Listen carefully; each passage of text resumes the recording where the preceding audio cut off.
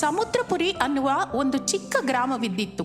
ಆ ಗ್ರಾಮದಲ್ಲಿ ವಿಮಲಾ, ಅನಾಮಿಕಾ ಅನ್ನುವ ಇಬ್ಬರು ಅತ್ತೆ ಸೊಸೆಯರಿದ್ದರು. ಆ ಅತ್ತೆ ಸೊಸೆಯರಿಬ್ಬರ ಮುಖ ಯಾವಾಗಲೂ ಒಂದು ಪಶ್ಚಿಮಕ್ಕೆ ಇನ್ನೊಂದು ಪೂರ್ವಕ್ಕೆ ಇರುತ್ತಾ ಇತ್ತು. ಒಬ್ಬರೆಂದರೆ ಇನ್ನೊಬ್ಬರಿಗೆ ಆಗುತ್ತಲೇ ಇರಲಿಲ್ಲ. ಅವರು ಪ್ರತಿದಿನವೂ ಬಟ್ಟೆ ಒಗೆಯಲಿಕ್ಕೆ ಒಂದು ನದಿ ತೀರಕ್ಕೆ ಹೋಗುತ್ತಿದ್ದರು. ಒಂದು ದಿನ ಆ ಅತ್ತೆ ಸೊಸೆಯರು ಯಾವತ್ತಿನ ಹಾಗೆ ಬಟ್ಟೆ ಒಗೆಯಲಿಕ್ಕೆ ನದಿಯ ಹತ್ತಿರ ಹೋಗುತ್ತಾರೆ. ಏನೇ ಸೊಸೆ, ನಿನ್ ಗಂಡ ನಿನ್ಗೋಸ್ಕರ ಸರ ಮಾಡಿಸಿ ತಂದ್ಕೊಟ್ಟಿದ್ದಾನಂತೆ. ಕನಿಷ್ಠ ಮಾತಿ ಕೂಡ ಹೇಳಲಿಲ್ಲ. ನಾನು ಅವನನ್ನ ಯಾವಾಗ್ನಿಂದನೋ ಕೇಳ್ತಾ ಇದ್ದೀನಿ, 2 ಬಳೆ ಮಾಡಿಸ್ಕೊಡು ಅಂತ. ಹೊರಗಡೆ ಹೋದಾಗ ಚೆನ್ನಾಗಿರಲ್ಲ, ಎಲ್ರು ಬೋಳ್ ಕೈಲ್ ಬಂದ್ಯಾ ಅಂತ ಅಂತಾರೆ. ಅಷ್ಟಂದ್ರು ಏನು ಮಾತಾಡ್ಲಿಲ್ಲ ಅವನು. ನೀನ್ ಕೇಳಿದ್ಯೋ ಇಲ್ವೋ? ನಿನಗೆ ಆಗ್ಲೇ ಸರ ಮಾಡಿಸ್ಕೊಟ್ನಾ? ಅತ್ತೆ, ಅವರು ನಿಮ್ಮ ಮಗ ಸ್ವಂತ ದುಡ್ಡಿಂದ ಮಾಡಿಸ್ಕೊಟ್ಟಿದ್ದಲ್ಲ. ನಮ್ಮಪ್ಪ ಅವರಿಗೆ ದುಡ್ಡು ಕೊಟ್ಟಿದ್ದಾರೆ. ಆ ದುಡ್ಡಿನಿಂದಲೇ ಮಾಡಿಸಿದ್ದಾರೆ. ಏನ್ ಚೆನ್ನಾಗಿ ಹೇಳ್ತಾ ಇದ್ದೀಯೇ. ನಿಮ್ಮಪ್ಪ ಯಾಕೆ ಕೊಡ್ತಾನೆ? ನಾನ್ ಕೇಳ್ದೆ, ಅದಕ್ಕೆ ಕೊಟ್ರು. ಆದ್ರೂ ನಿಮ್ ಹತ್ರ ನನ್ ಮಾತೇನು? ನಾನು ಏನ್ ಹೇಳಿದ್ರು ನೀವು ನಂಬೋದಿಲ್ವಲ್ಲ ಎಂದು ಹೇಳುತ್ತಾ ಸೊಸೆ ಅಲ್ಲಿಂದ ಹೊರಟು ಹೋಗುತ್ತಾಳೆ. ಖಂಡಿತ ಇವಳು ನನ್ ಮಗನ್ನ ಪೂರ್ತಿಯಾಗಿ ತನ್ನ ಅಂಗೈನಲ್ಲಿಸ್ಕೊಂಡಿದ್ದಾಳೆ. ನೋಡ್ತಾ ಇದ್ರೆ ಇವಳು ನಿಧಾನವಾಗಿ ನನ್ನನ್ನ ಯಾವ್ದಾದ್ರೂ ಮುದುಕರ ಆಶ್ರಮದಲ್ಲಿ ಕಳಿಸ್ತಾಳೆ. ಇನ್ನು ನಾನು ಅಲ್ಲಿ ಕೂತ್ಕೊಂಡು ಕೃಷ್ಣಾರಾಮ ಅನ್ನುತ್ತಾ ಭಜನೆ ಮಾಡ್ತಾ ಇರ್ಬೇಕು ಎಂದುಕೊಂಡು ಅಲ್ಲಿಂದ ಮನೆಗೆ ಹೋಗುತ್ತಾಳೆ. ಮನೆಗೆ ಹೋಗುತ್ತಲೇ ಸೊಸೆ ಹತ್ತಿರ ಹೀಗನ್ನುತ್ತಾಳೆ, ಅರೇ ಸೊಸೆ, ನನ್ ಕಾಲು ಸ್ವಲ್ಪ ನೋಯ್ತಾ ಇದೆ, ಸ್ವಲ್ಪ ತಿಕ್ತೀಯಾ? ಏನತ್ತೆ, ಯಾವತ್ತೂ ಇಲ್ದೆ ನನ್ನ ಹತ್ರ ಮಾತಾಡ್ತಾ ಇದ್ದೀರಾ? ಏನಿಲ್ಲ ಬಿಡೆ, ಯಾವಾಗ್ಲೂ ಜಗಳ ಆಡ್ತಾನೆ ಇರ್ಬೇಕಾ? ನಾವು ಕೂಡ ಫ್ರೆಂಡ್ಸ್ ತರ ಇರೋಣ ಅಂತ ಅಂದೆ. ಬೇಡ ಅಂದ್ರೆ ಹೇಳು, ಯಾವತ್ತಿನ ತರಹನೇ ಇರೋಣ. ಅಯ್ಯೋ ಅತ್ತೆ, ನೀವು ನನ್ ಜೊತೆ ಸ್ನೇಹದಿಂದಿದ್ರೆ ನನಗೆ ಅದೇ ಸಂತೋಷ ಎಂದುಕೊಳ್ಳುತ್ತಾ ಅತ್ತೆಯ ಕಾಲು ತಿಕ್ಕುತ್ತಿದ್ದಳು. ಅರೇ ಸೊಸೆ, ನೀನು ಯಾವ್ದು ಲಾಟ್ರಿ ತಗೊಂಡೆ ಅಂತ ಅವ್ರು ಹೇಳಿದ್ರು. ಆ ಲಾಟ್ರಿಲಿ ದುಡ್ಡು ಎಷ್ಟು ಬರುತ್ತೆ ಅಂತೀಯಾ? ಖಂಡಿತ ಬರುತ್ತೆ ಅಂತ ಹೇಳಕ್ಕಾಗಲ್ಲ ಅತ್ತೆ. ನಮ್ಮ ಅದೃಷ್ಟ ಚೆನ್ನಾಗಿದ್ರೆ ಬರುತ್ತೆ, ಇಲ್ಲ ಅಂದ್ರೆ ಇಲ್ಲ. ಹೋದ್ರೆ 100 ರೂಪಾಯಿ ಅಲ್ವಾ ಹೋಗೋದು? ಸರಿ ಬಿಡು ಎಂದು ಅತ್ತೆ ಅನ್ನುತ್ತಾಳೆ. ಹಾಗೆ ದಿನಗಳು ಕಳೆಯುತ್ತದೆ. ಒಂದು ದಿನ ಸೊಸೆ ಬಹಳ ಸಂತೋಷದಿಂದ ಅತ್ತೆಯ ಹತ್ತಿರ ಬರುತ್ತಾಳೆ. ಅತ್ತೆ, ನನಗೆ ಲಾಟ್ರಿ ಬಂದಿದೆ, 1 ಕೋಟಿ ರೂಪಾಯಿ ನಮ್ಗೆ ಸ್ವಂತವಾಗುತ್ತೆ. ನನಗೆ ಬಹಳ ಸಂತೋಷವಾಗಿದ್ದೆ. ನಾಡಿದ್ದೆ ಆ ದುಡ್ಡು ನಮ್ ಕೈಗೆ ಬರುತ್ತೆ ಅತ್ತೆ ಎಂದು ಬಹಳ ಸಂತೋಷದಿಂದ ಹೇಳುತ್ತಾಳೆ. ಆ ಮಾತುಗಳ ಕೇಳಿದ ಅತ್ತೆ ತನ್ನ ಮನಸ್ಸಿನಲ್ಲಿ ಹೀಗಂದುಕೊಳ್ಳುತ್ತಾಳೆ, ಅಮ್ಮೋ, ಇವಳು ದುಡ್ಡಿಲ್ದಿದ್ದಾಗ್ಲೇ ನನ್ನ ಸರಿಯಾಗಿ ನೋಡ್ಕೊಳ್ಳಿಲ್ಲ. ಇನ್ನು ದುಡ್ಡಿನ ಧನವಂತರಾದ್ರೆ ನನ್ನ ನಿಜಕ್ಕೂ ನೋಡ್ಕೊಳ್ಳಲ್ಲ. ಅದಕ್ಕೆ ಆ ದುಡ್ಡು ನಾನೇ ತಗೊಂಡು ಇವಳನ್ನ ಏನೋ ಒಂದು ಮಾಡಿ ದಾರಿಯಿಂದ ತೊಲಗಿಸಿದ್ರೆ ನಾನು ಪ್ರಶಾಂತವಾಗಿರ್ಬೋದು. ನನ್ನ ಮಗನಿಗೆ ಆ ಪೆದ್ದ ಹುಡುಗಿ ಇದ್ದಾಳಲ್ಲ ಪದ್ಮಾವತಿ, ಅವಳನ್ನು ಕೊಟ್ಟು ಮದುವೆ ಮಾಡ್ತೀನಿ ಎಂದು ಅತ್ತೆ ಅಂದುಕೊಳ್ಳುತ್ತಾಳೆ. ಇನ್ನು ಆ ದಿನ ಕಳೆದು ಹೋಗುತ್ತದೆ. ಮಾರನೇ ದಿನ ಆ ಅತ್ತೆ ಸೊಸೆಯರಿಬ್ಬರು ಬಟ್ಟೆ ಒಗೆಯಲಿಕ್ಕೆ ನದಿ ತೀರಕ್ಕೆ ಹೋಗುತ್ತಾರೆ.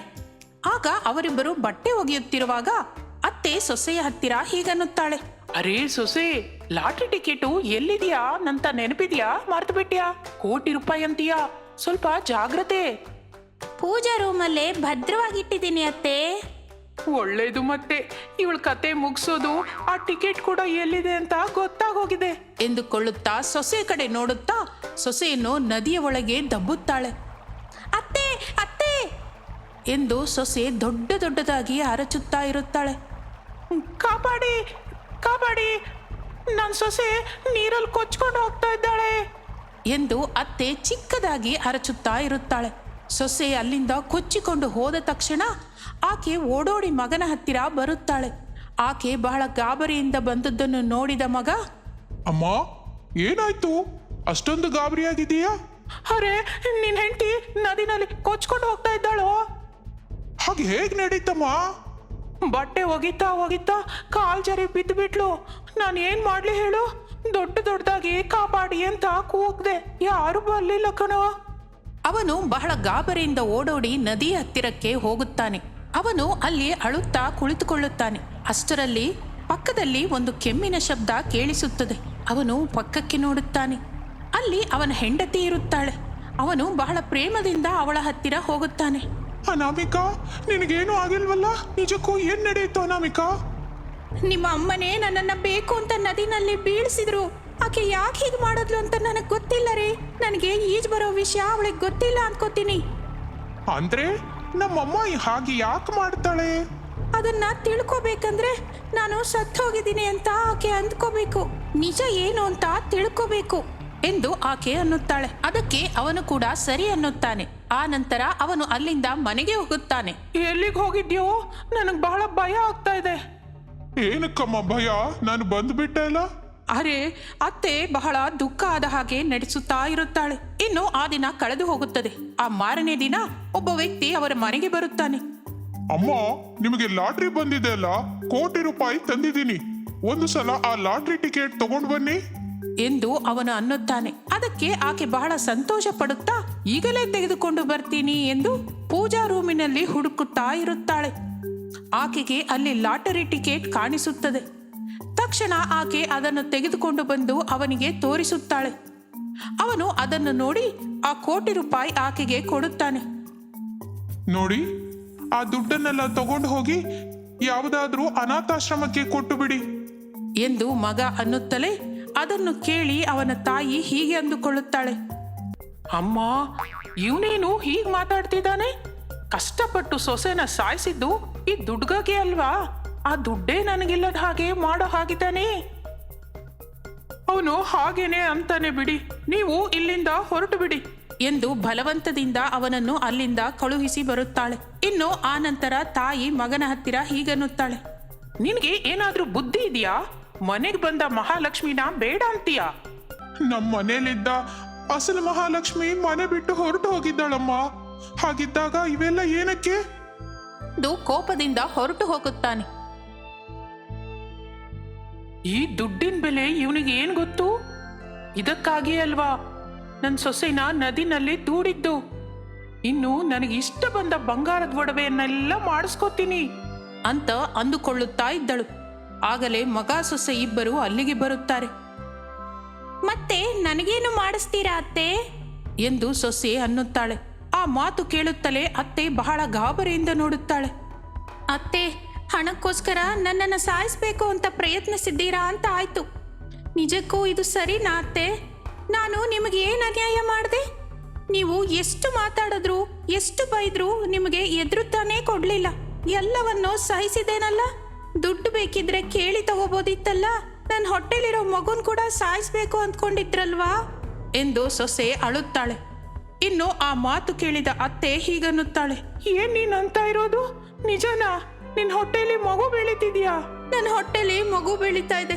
ನನಗೆ ಈಗ 3ನೇ ತಿಂಗಳು ಅತ್ತೆ. ಅಯ್ಯೋ, ನಾನು ಬಹಳ ದೊಡ್ಡ ತಪ್ಪು ಮಾಡಿದ್ನೆ.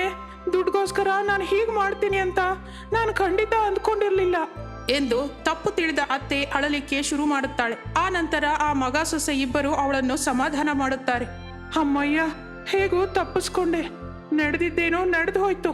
ಇನ್ನು ಸರಿಯಾಗಿಲ್ದಿದ್ರೆ ಅಸಲಿಗೆ ಮೋಸ ಆಗುತ್ತೆ ಎಂದು ಆ ದಿನದಿಂದ ಸೊಸೆ ಹತ್ತಿರ ಬಹಳ ಚೆನ್ನಾಗಿ ಮಾತನಾಡಿಕೊಳ್ಳುತ್ತಾ ಅವಳಿಗೆ ಬೇಕಾದ್ದೆಲ್ಲವನ್ನು ಮಾಡಿಕೊಡುತ್ತಿರುತ್ತಾಳೆ ಅತ್ತೆ.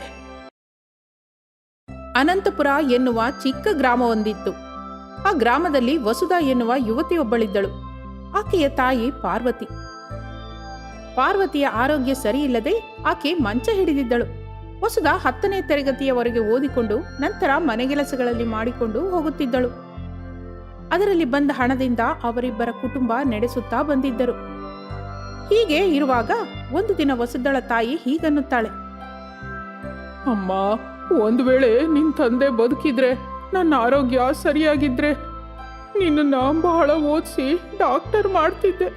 ಏನ್ ಮಾಡೋಣ? ಅಮ್ಮ, ಈಗ ನಿನ್ನ ಆರೋಗ್ಯಕ್ಕಿಂತ ನನಗೇನು ಮುಖ್ಯ ಅಲ್ಲಮ್ಮ. ನೀನು ಯಾವ ಬಗ್ಗೆನೂ ಆಲೋಚಿಸದೆ ವಿಶ್ರಾಂತಿ ತಗೋ. ನಾನು ಅಂಜನಾ ದೇವರ ಮನೆಗೆ ಹೋಗ್ತೀನಿ. ಆಕೆ ಗಯ್ಯಾಳಿಯಮ್ಮ, ಆಕೆ ಹತ್ರ ಜಾಗೃತಿಯಾಗಿರು. ತಪ್ಪದಮ್ಮ, ಆಕೆ ಎಲ್ರಿಗಿಂತ ಸ್ವಲ್ಪ ಹಣ ಜಾಸ್ತಿನೇ ಕೊಡ್ತಾರೆ. ಏನಂದ್ರೂ ತಪ್ಪೇನಿಲ್ಲ. ಈಗಲೇ ತಡ ಆಗಿದೆ, ಹೋಗ್ ಬರ್ತೀನಮ್ಮ. ನೀನಿನ್ನು ಜಾಗೃತಿಯಾಗಿ ಹೋಗ್ಬಾ. ಇನ್ನು ಆಕೆ ಸರಿ ಎಂದು ಅಂಜನಾ ದೇವಿಯರ ಮನೆಗೆ ಹೋಗುತ್ತಾಳೆ. ವಸುಧಳನ್ನು ನೋಡಿದ ಅಂಜನಾ ದೇವಿ ಹೀಗನ್ನುತ್ತಾಳೆ. ಏನೇ ದಿನವೂ ಲೇಟ್ ಆಗಿ ಬರ್ತಿದ್ಯಾ? ಕೆಲ್ಸವೆಲ್ಲ ಎಲ್ಲಿದೆಯೋ ನಿಂತು ಹೋಗಿದೆ. ಮೊದ್ಲೇ ನನ್ನ ಮಗ ಈ ದಿನ ಊರಿಂದ ಬರ್ತಿದ್ದಾನೆ. ಅವನಿಗೇನ್ ಬೇಕೋ ನಿನಗೆ ಗೊತ್ತು ಅಲ್ವಾ? ಎಲ್ಲ ಏರ್ಪಾಡು ಮಾಡು. ಚಿಕ್ಕ ಸಾಹೇಬ್ರು ಬರ್ತಿದಾರ ಅಮ್ಮ? ಅಂದ್ರೆ ಅವ್ರಿಗೆ ಬೇಕಾದ್ದೇನೆಲ್ಲ ನಾನೇ ತಯಾರು ಮಾಡ್ತೀನಿ. ಅದಕ್ಕೆ ಅಂಜನಾ ದೇವಿ ಹೀಗನ್ನುತ್ತಾಳೆ. ಸರಿ, ಆದ್ರೆ ನಾನು ಹೊರಗೆ ಹೋಗಿ ಬರ್ತೀನಿ. ಬೇಗನೆ ಕೆಲಸ ಎಲ್ಲ ಮುಗಿಸ್ಕೋ ಎಂದು ಹೇಳಿ ಅಂಜನಾದೇವಿ ಅಲ್ಲಿಂದ ಹೊರಟು ಹೋಗುತ್ತಾಳೆ. ಇನ್ನು ವಸುಧಾ ಮನೆಯಲ್ಲಿ ಕೆಲಸ ಮಾಡುತ್ತಾ ಇರುತ್ತಾಳೆ. ಇಷ್ಟರಲ್ಲಿ ಅಂಜನಾದೇವಿಯ ಮಗ ವರುಣ್ ಅಲ್ಲಿಗೆ ಬರುತ್ತಾನೆ. ಅವನು ಬರುತ್ತಲೇ ಅಮ್ಮ ಎಲ್ಲಿದೀಯಾ? ನಾನು ಬಂದ್ಬಿಟ್ಟೆ. ಎಂದು ಅವನ ಅಮ್ಮನನ್ನು ಕರೆಯುತ್ತಾ ಇರುತ್ತಾನೆ. ಅವನ ಕೂಗನ್ನು ಕೇಳಿದ ವಸುಧಾ ಅವನ ಹತ್ತಿರ ಬರುತ್ತಾಳೆ. ಚಿಕ್ಕ ಸಾಹೇಬ್ರೆ, ಚೆನ್ನಾಗಿದ್ದೀರಾ? ನಿಮ್ಮಮ್ಮ ಹೊರಗೆ ಹೋಗಿದ್ದಾರೆ. ಪ್ರಯಾಣವೆಲ್ಲ ಚೆನ್ನಾಗಿ ನಡೀತಲ್ಲ? ಹಾ, ಚೆನ್ನಾಗೇ ಆಯ್ತು ವಸುಧಾ. ನೀನ್ ಹೇಗಿದ್ಯಾ? ಚೆನ್ನಾಗಿದ್ಯಾ? ನಿನ್ನ ನೋಡಿ 6 ತಿಂಗಳಾಯ್ತು. ಎಲ್ಲ ಚೆನ್ನಾಗೇ ಇದೆ. ಚಿಕ್ಕ ಸಾಹೇಬ್ರೆ, ನೀವು ಡಾಕ್ಟರ್ ಅಲ್ವಾ? ನಿಮ್ಮ ಹತ್ರ ಸ್ಟೆಥಾಸ್ಕೋಪ್ ಕೂಡ ಇದೆ ಅಲ್ಲ? ಒಂದ್ಸಲ ಆ ಸ್ಟೆಥಾಸ್ಕೋಪ್ ಅನ್ನು ನಿಮ್ ಬಿಳಿ ಕೋಟನ್ನು ಹಾಕೊಳ್ಬೇಕು ಅಂತ ಆಸೆ ಆಗಿದೆ. ಅದನ್ನ ಒಂದ್ಸಲ ಕೊಡ್ತೀರಾ? ತಪ್ಪದೆ ವಸುಧಾ, ಇಗೋ ತೆಗೆದುಕೋ ಎಂದು ತನ್ನ ಹತ್ತಿರ ಇದ್ದ ಬಿಳಿ ಕೋಟು ಸ್ಟೆಥೋಸ್ಕೋಪು ಕೊಡುತ್ತಾನೆ. ಇನ್ನು ಅದನ್ನ ವಸುಧಾ ಹಾಕಿಕೊಳ್ಳುತ್ತಾಳೆ. ಸಾಹೇಬ್ರೆ, ಹೇಗಿದ್ದೀನಿ? ಬಹಳ ಚೆನ್ನಾಗಿದ್ಯಾ ವಸುಧಾ, ಒಳ್ಳೆ ಡಾಕ್ಟರ್ ಹಾಗೆ.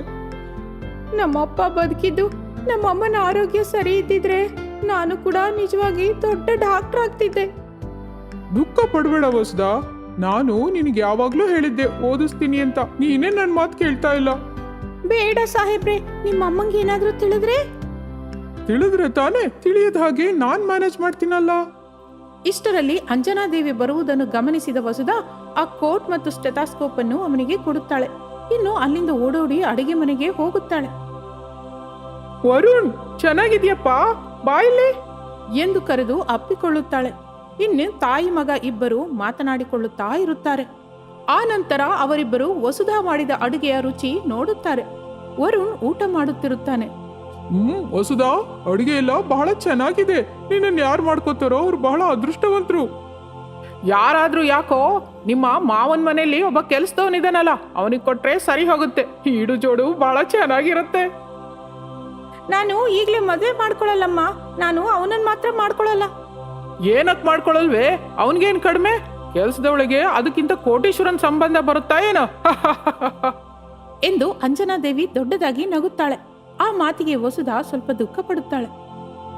ಕೆಲಸ ಎಲ್ಲ ಆಗೋಗಿದೆ, ಇನ್ನು ನಾನು ಹೋಗಿ ಬರ್ತೀನಿ ಎಂದು ದುಃಖ ಪಡುತ್ತಾ ವಸುಧಾ ಅಲ್ಲಿಂದ ಹೊರಟು ಹೋಗುತ್ತಾಳೆ. ಕೂಳಿಗೆ ಗತಿ ಇಲ್ದಿದ್ರು ಪೌರುಷಕ್ಕೇನು ಕಡಿಮೆ ಇಲ್ಲ. ಅಮ್ಮ, ಏನಕ್ಕೆ ಹಾಗೆ ಬೈತಿದ್ಯಾ?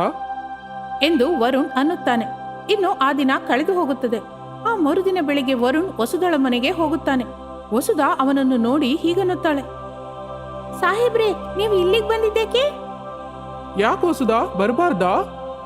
ಬರಬಾರ್ದು ಅಂತ ಏನಿಲ್ಲ ಸಾಹೇಬ್ರೆ. ನಿಮ್ಮಂತ ದೊಡ್ಡವರು ನಮ್ಮಂತ ಬಡವ್ರ ಮನೆಗೆ ಏನಕ್ಕೆ ಬರ್ತಾರೆ ಅಂತ. ವಸುಧಾ, ನನಗೆ ಅಂತಹ ಭೇದಗಳೇನೂ ಇಲ್ಲ ಎಂದು ಒಳಗಡೆ ಹೋಗುತ್ತಾನೆ ವರುಣ. ಒಳಗೆ ಮಲಗಿದ್ದ ಪಾರ್ವತಿಯನ್ನು ನೋಡುತ್ತಾನೆ. ಅವರನ್ನು ನೋಡಿ ಚೆನ್ನಾಗಿದ್ದೀರಾ ಎಂದು ಕೇಳುತ್ತಾನೆ. ಚೆನ್ನಾಗಿದ್ದೀನಿ ಎಂದು ಉತ್ತರ ಹೇಳುತ್ತಾಳೆ. ಇನ್ನು ವರುಣ್ ಆಕೆಯ ಪರಿಸ್ಥಿತಿ ನೋಡಿ ಪೂರ್ತಿಯಾಗಿ ತಿಳಿದುಕೊಳ್ಳುತ್ತಾನೆ. ಅನಂತರ ಹೀಗನ್ನುತ್ತಾನೆ. ನೀವು ಸರಿಯಾದ ಆಹಾರ ತೆಗೆದುಕೊಳ್ಳದೆ ಇಲ್ಲಿಯವರೆಗೆ ತಗೊಂಡ್ ಬಂದಿದ್ದೀರಾ. ಸರಿಯಾಗಿ ಔಷಧಿ ಸಿಕ್ಕಿದ್ರೆ ಎಲ್ಲ ಸರಿ ಹೋಗುತ್ತೆ. ಆದ್ರೆ ತಿನ್ಲಿಕ್ಕೆ ಗತಿ ಇಲ್ಲ ನಮ್ಗೆ. ಅಷ್ಟು ಹಣ ನಾವು ಕೊಡಕ್ಕಾಗಲ್ಲ ಸಾಹೇಬ್ರೆ. ಅಮ್ಮ, ಏನು ಪರವಾಗಿಲ್ಲಮ್ಮ, ನಾನು ಇದ್ದೀನಲ್ಲ, ಎಲ್ಲ ನಾನ್ ನೋಡ್ಕೋತೀನಿ. ನಾನು 2 ದಿನದಲ್ಲಿ ಹೋಗ್ತಾ ಇದ್ದೀನಿ. ನನ್ನ ಜೊತೆಗೆ ನಿಮ್ಮನ್ನ ಕರ್ಕೊಂಡು ಹೋಗ್ತೀನಿ. ನೀವು ಭಯ ಪಡೋ ವಿಷಯ ಏನೂ ಇಲ್ಲ. ನನ್ನ ಅಮ್ಮನಿಗೆ ನಾನು ಹೇಳ್ತೀನಿ ಎಂದು ವರುಣ್ ಅನ್ನುತ್ತಾನೆ. ಅದಕ್ಕೆ ಅವರಿಬ್ಬರು ಬಹಳ ಸಂತೋಷ ಪಡುತ್ತಾರೆ. ಅಂದುಕೊಂಡ ವಿಧದಿಂದಲೇ ಅವನು ಅವರನ್ನು ತನ್ನ ಕಾರಿನಲ್ಲಿ ಕರೆದುಕೊಂಡು ಹೋಗುತ್ತಾನೆ. ಇನ್ನು ಕೆಲವು ದಿನಗಳು ಕಳೆದವು. ಆಕೆ ಆಸ್ಪತ್ರೆಯಲ್ಲಿ ಚಿಕಿತ್ಸೆ ಹೊಂದುತ್ತಾಳೆ. ಇನ್ನು ಕೆಲವು ದಿನಗಳಾಗಿದ್ದರಿಂದ ಆಕೆಯ ಆರೋಗ್ಯ ಚೇತರಿಸಿಕೊಳ್ಳುತ್ತದೆ. ಆಕೆ ನಡೆಯಬಲ್ಲವಳಾಗುತ್ತಾಳೆ. ಇನ್ನು ಯಾವತ್ತಿನ ಹಾಗೆಯೇ ಆಕೆ ತನ್ನ ಕೆಲಸಗಳನ್ನು ತಾನು ಮಾಡಿಕೊಳ್ಳಬಲ್ಲವಳಾಗುತ್ತಾಳೆ. ತಿರುಗಿ ಅವರು ಮತ್ತೆ ಊರಿಗೆ ಬರುತ್ತಾರೆ. ಇನ್ನು ತಾಯಿಯ ಆರೋಗ್ಯ ಸರಿ ಹೋಯಿತೆಂದು ತಿಳಿದು ಮಗಳು ತುಂಬಾ ಸಂತೋಷ ಪಡುತ್ತಾಳೆ. ತಾಯಿ ಮಗಳಿಬ್ಬರು ವರುಣ್ಗೆ ಪ್ರತ್ಯೇಕ ಕೃತಜ್ಞತೆಗಳನ್ನು ಹೇಳುತ್ತಾರೆ. ಅದಕ್ಕೆ ಅವನು ಹೀಗನ್ನುತ್ತಾನೆ. ದೊಡ್ಡವರು ಕೃತಜ್ಞತೆಗಳು ನನಗೇನು ಬೇಡ, ಆದ್ರೆ ನನಗೊಂದು ಕೆಲಸ ಮಾಡ್ಕೊಡಿ. ಏನ್ ಹೇಳಿ ಸಾಹೇಬ್ರೆ? ನಿಮ್ ಮಗಳನ್ನ ನನ್ ಕೊಟ್ಟು ಮದ್ವೆ ಮಾಡಿ. ನಿಮ್ ಮಗಳನ್ನ ಇಷ್ಟಪಡ್ತಿದ್ದೀನಿ. ಬೇಡ ಸಾಹೇಬ್ರೆ, ನಿಮ್ ತಾಯಿಗೆ ನಾವು ಸರಿ ಹೋಗೋದಿಲ್ಲ. ಮೇಲಿಂದ ನಿಮ್ಮಮ್ಮನಿಗೆ ನಾವೆಂದ್ರೆ ನಿಜಕ್ಕೂ ಇಷ್ಟ ಇಲ್ಲ. ಬಹಳ ಹೀನ ದೃಷ್ಟಿ. ಅದೆಲ್ಲ ಅಲ್ಲ ವಸುಧಾ, ನೀನ್ ಹೇಳು, ನಿನಗೆ ನಾನು ಇಷ್ಟವೇ ಅಲ್ವಾ? ಒಂದೇ ಒಂದು ಮಾತು ಹೇಳು. ಇಷ್ಟವೇ ಸಾಹೇಬ್ರೆ, ಆದ್ರೆ ನಾವಿಬ್ರು ಒಂದಾಗೋದಿಲ್ಲ. ಇಲ್ಲ, ಅದು ಸುಳ್ಳು ಎಂದು ಹೇಳಿ ವರುಣ್ ತನ್ನ ಹತ್ತಿರವಿದ್ದ ತಾಳಿಯನ್ನು ಕಟ್ಟುತ್ತಾನೆ. ಅದನ್ನು ನೋಡಿದ ಅವರಿಬ್ಬರು ಆಶ್ಚರ್ಯ ಹೋಗುತ್ತಾರೆ. ವಸುಧಾ, ಅಮ್ಮನ ಆಶೀರ್ವಾದ ತಗೋ. ಎಂದು ಹೇಳಿ ಅವರ ಅಮ್ಮನ ಆಶೀರ್ವಾದ ತೆಗೆದುಕೊಂಡು ಅಲ್ಲಿಂದ ನೇರವಾಗಿ ಅವರ ಮನೆಗೆ ಹೋಗುತ್ತಾರೆ. ವರುಣ್ ಮಾಡಿದ ಕೆಲಸದಿಂದ ಅಂಜನಿ ದೇವಿಗೆ ಕೋಪದಿಂದ ಕುದಿಯುತ್ತಾಳೆ. ಆದರೆ ಹೊರಗೆ ಮಾತ್ರ ಹೀಗನ್ನುತ್ತಾಳೆ, ವರುಣ್, ಈ ಹುಡುಗಿನ ಮಾಡ್ಕೊಂಡು ಒಳ್ಳೆ ಕೆಲಸ ಮಾಡಿದೆ. ಈ ಹುಡುಗಿಗೆ ಒಳ್ಳೆ ಜೀವಿತಾನ ಕೊಟ್ಟೆ ಎಂದು ಅಂಜನಾದೇವಿ ಅನ್ನುತ್ತಾಳೆ. ಆಕೆ ಹೇಳಿದ ಉತ್ತರಕ್ಕೆ ಇಬ್ಬರು ಸಂತೋಷ ಪಡುತ್ತಾ ಆಕೆಯ ಆಶೀರ್ವಾದ ತೆಗೆದುಕೊಳ್ಳುತ್ತಾರೆ. ಹೀಗೆ ದಿನಗಳು ಕಳೆಯುತ್ತಾ ಇರುತ್ತದೆ. ಒಂದು ದಿನ ವರುಣ್ ಹೀಗನ್ನುತ್ತಾನೆ, ಅಮ್ಮ, ನಾನು ಹೋಗ್ತಿದ್ದೀನಿ. ನಾನು ನನ್ನ ಹೆಂಡತಿ ಇರೋದಕ್ಕೆ ಸರಿಯಾದ ಏರ್ಪಾಟ್ ಮಾಡ್ಕೊಂಡು ಬಂದು ನನ್ನ ಹೆಂಡತಿನ ಕರ್ಕೊಂಡು ಹೋಗ್ತೀನಿ. ಅಲ್ಲಿವರೆಗೂ ಜಾಗೃತಿಯಾಗಿ ನೋಡ್ಕೋ. ಸರಿ ಬಿಡು, ನೀನು ಹುಷಾರಾಗಿ ಹೋಗು ಎಂದು ಅಂಜನಾದೇವಿ ಅನ್ನುತ್ತಾಳೆ. ಇನ್ನು ವರುಣ್ ಅಲ್ಲಿಂದ ಹೊರಟು ಹೋಗುತ್ತಾನೆ. ಇನ್ನು ಮಾರನೇ ದಿನ ಬೆಳಿಗ್ಗೆ ಅಂಜನಾದೇವಿ ವಸುದಳಿಗೆ ಹೀಗೆ ಕರೆಯುತ್ತಾಳೆ, ಏಯ್ ದರಿದ್ರ ಮುಖದವಳೆ, ತುತ್ತು ಕೂಳಿಗೂ ಗತಿ ಇಲ್ದವಳು, ಬಿಳಿ ಚರ್ಮ ಇದೆ ಅಂತ ಅವನು ಬುಟ್ಟಿಗೆ ಹಾಕ್ಕೊಂಡ್ಯಾ? ಕೋಟಿಗೆ ಅಧಿಕಾರಿ ಆಗಿ ಹೋದೆ ಅಂತ ಅಂದ್ಕೊಂಡ್ಯಾ? ಅವನು ಬಂದ ನಂತರ ನಿನ್ ಶವನ ಅವನಿಗೆ ಒಪ್ಪಿಸ್ತೀನಿ ನೋಡು ಎಂದು ಅಂಜನಾದೇವಿ ವಸುದಳನ್ನು ಇಷ್ಟ ಬಂದ ಹಾಗೆ ಹೊಡೆಯಲಿಕ್ಕೆ ಶುರು ಮಾಡುತ್ತಾಳೆ. ಇನ್ನು ವಸುದ ಅಳುತ್ತಾ ಹೀಗನ್ನುತ್ತಾಳೆ, ಅತ್ತೆ, ಇದ್ರಲ್ಲಿ ನನ್ನ ತಪ್ಪೇನೂ ಇಲ್ಲ. ನಿಮ್ಮ ಮಗನೇ ನನ್ನನ್ನು ಮದುವೆ ಮಾಡ್ಕೊಂಡಿದ್ದು. ಅತ್ತೆ ಅಂತ ಸಂಬಂಧ ಬೆಳೆಸ್ತೀಯಾ? ನೀನು ಅವನ ಹೆಂಡತಿ, ಆದ್ರೆ ನನಗೆ ನೀನು ಮನೆ ಕೆಲಸದವಳು. ಕತ್ತೆ ಚಾಕ್ರಿ ಮಾಡೇ ಎಂದು ವಸುದಳನ್ನು ಹೊಡೆಯುತ್ತಾ ಚಿತ್ರಹಿಂಸೆ ಕೊಡುತ್ತಾಳೆ. ಆಕೆಯ ಹತ್ತಿರ ಎಲ್ಲ ಕೆಲಸಗಳನ್ನು ಮಾಡಿಸುತ್ತಿರುತ್ತಾಳೆ. ಆಕೆ ಎಷ್ಟು ಹಿಂಸೆ ಪಡುತ್ತಾ ಇದ್ದರೂ ಎಲ್ಲವನ್ನೂ ಸಹಿಸುತ್ತಾ ಇರುತ್ತಾಳೆ. ಅಲ್ಲಿಯೇ ಕೆಲಸ ಮಾಡುತ್ತಿರುತ್ತಾಳೆ. ಆ ಕಟುಕ ಅತ್ತೆ ಅವಳಿಗೆ ಸರಿಯಾಗಿ ಊಟ ಕೂಡ ಕೊಡುತ್ತಿರಲಿಲ್ಲ. ಹೀಗೆ ದಿನಗಳು ಕಳೆಯುತ್ತಾ ಇರುತ್ತದೆ. ವರುಣ್ ತಿರುಗಿ ಮನೆಗೆ ಬರುತ್ತಾನೆ.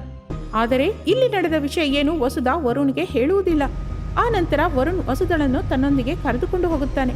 ಇನ್ನು ಇಲ್ಲಿ ಅಂಜನಾದೇವಿ ಹೀಗಂದುಕೊಳ್ಳುತ್ತಾಳೆ, ಈಗ ತಪ್ಪಿಸ್ಕೊಂಡೆ ಅಂತ ಹಿಗ್ಬೇಡ್ವೆ, ನಾನು ನಿನ್ನನ್ನು ಬಿಟ್ಟು ಬಿಡಲ್ಲ. ನೀನು ಇಲ್ಲಿಗೆ ಬಂದಾಗೆಲ್ಲ ನಿನಗೆ ಚಿತ್ರಹಿಂಸೆ ಕೊಡ್ತೀನಿ. ಅಲ್ಲದೆ ನಾನು ಅಲ್ಲಿಗೆ ಬಂದಾಗ ನಿನ್ನ ಕತೆ ಮಾಡ್ತೀನಿ. ನನ್ನ ಮಗನ ಬಿಟ್ಟು ಬಿಡೋ ಹಾಗೆ ಮಾಡ್ತೀನಿ.